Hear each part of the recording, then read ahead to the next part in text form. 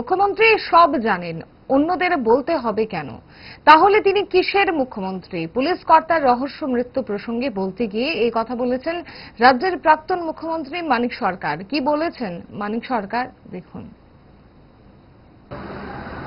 মুখ্যমন্ত্রী তো জানেন, তার তরফ থেকে তো একটি কথাও শুনলাম না এখনো।